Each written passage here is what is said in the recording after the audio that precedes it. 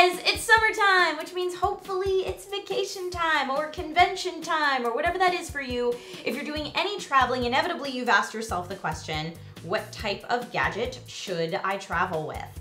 And so I thought that I would make a video highlighting some of the most important things that I look for in a travel device and give some examples of those to you guys to help inform your decision on what kind of gadgets you like to travel with.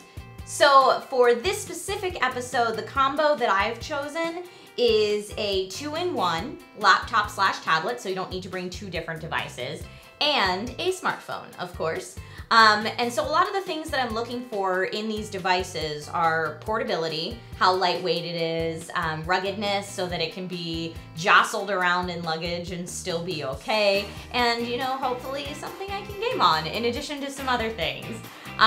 So the nice thing about choosing a 2-in-1 and a smartphone to travel with is, at least here in the States, when you fly, you don't have to take it out of your bag, and that's awesome. Now, for this episode, the 2-in-1 that I've chosen to kind of show off some of the features that I'm looking for is the Asus Qi T300. This is the full HD model that I'm working with, that I'm checking out currently, and it also comes in a quad HD model if you want that better screen, but you're also going to sacrifice a little bit of battery life if you choose to opt for that.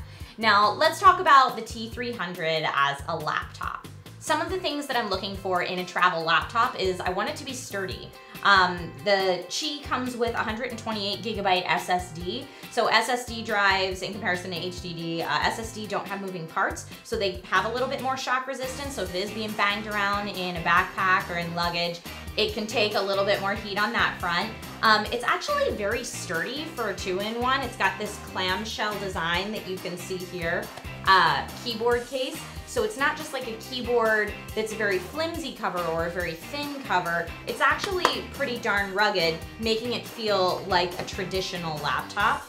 Also, the way that it snaps into the device is very sturdy. You can see you can actually pick it up and the keyboard doesn't come off, which is huge. Then another thing that you're looking for is the lappability. I know we always laughed at that word when it first came out, but when you're trying out something like the Surface Pro 3, say, that has a kickstand on it, it doesn't feel quite as comfortable on your knees. And when you're traveling, depending where you are in the airport, you might not have a desk at your disposal, and so you are working on your knees. So that's something that's important to me.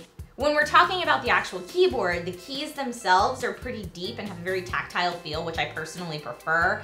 And the touchpad is a nice medium size.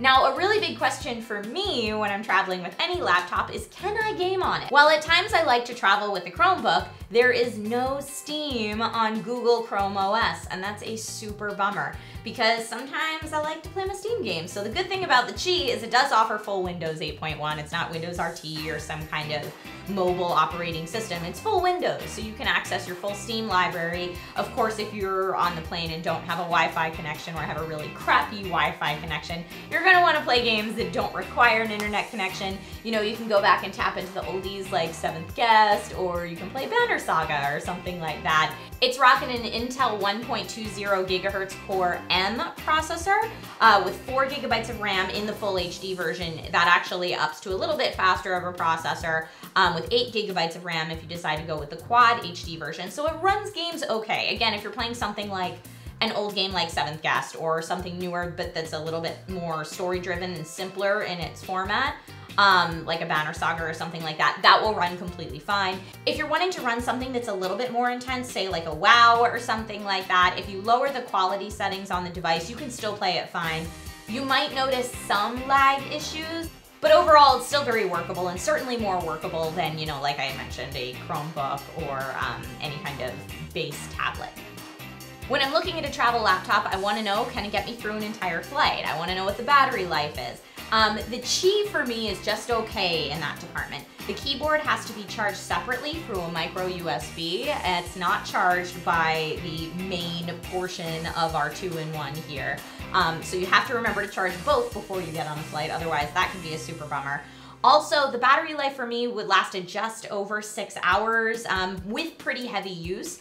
But that'll get you on, if you're flying from the East Coast to the West Coast here in the States, that'll get you by. If you're flying internationally, you'll get like half the flight maybe, take a nap, I don't know. Some of the things that are missing in this particular model for me that I look for in a travel device is that the ports on this model are micro only. So you have a micro USB, a micro HDMI, and a micro SD card, which means you need a micro USB adapter if you want to connect a mouse or if you want to get a movie that you have stored on a thumb drive, for example. Now you could always use cloud storage or a Bluetooth mouse if you don't want to deal with that, or you could just get a micro USB adapter. So things that I'm looking for in a travel tablet, I want something that's portable. I want something that's slim, it's light.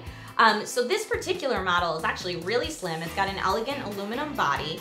I believe it's 0.28 inches without the keyboard, and it's really light at just over 1.5 pounds. Obviously it has more weight to it when you do connect it to the keyboard, but if you're looking just for tablet purposes, this is pretty awesome.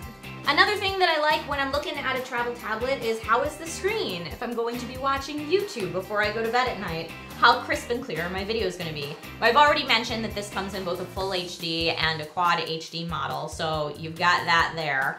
And then it's actually really bright, so if you're looking at videos out by the pool or on the beach, it will help you in direct sunlight as well. If you need to Skype with family members back at home while you're on the go, the front cam on this model is actually really good. Okay, moving on to the phone.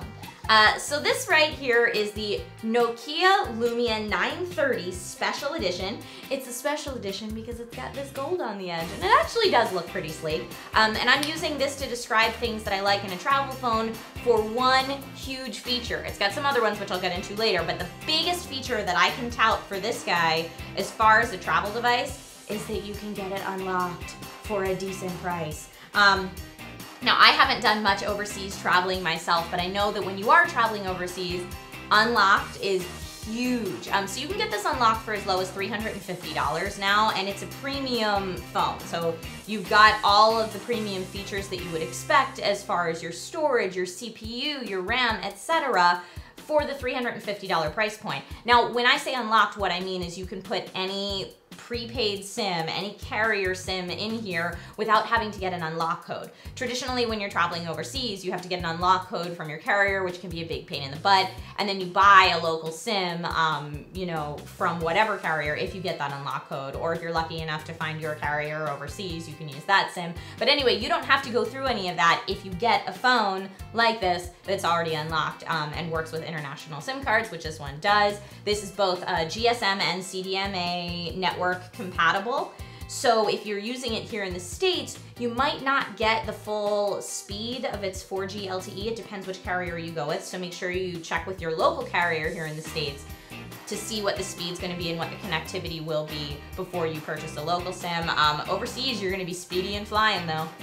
Other things that are great about this phone as far as vacation, you want a smartphone that will take great vacation pictures. I personally don't travel with a regular camera. I probably should, but I don't. I rely on my phone for a lot of that stuff. And pictures are what Lumia phones really, really, really do well. This one in particular has a 20 megapixel rear camera. It takes very clear pics. It has good depth of field. The only downside I would say to the camera on this is that there's no HDR if you like to use that to balance out your high and low light. Now, when you are using the camera on this phone, do beware if you're a total shutterbug and you take a lot of pictures. There is no micro SD slot in this particular model. There is 32 gigabytes of onboard storage, so I would say if you take a ton of pictures on your vacation, when you get back to your hotel room at night, make sure that you dump it all to OneDrive or some other cloud storage or an external hard drive at the end of each day, so you're free for the next day. Speaking of taking pictures all day, you want to make sure that whatever phone you travel with will be able to have enough battery life to get you through your day of sightseeing, and as long as you're actually looking at the sights and not, you know, doing some heavy gaming on your phone, the 930 will get you through a full day, no problem. It has an amazing screen as well in order to look at your pictures that you've taken on your vacation. Or if you decide you don't want to watch movies on your 2-in-1, you can watch movies on your phone as well. It does a great job with Netflix, YouTube, etc. The screen itself on it is a 5-inch.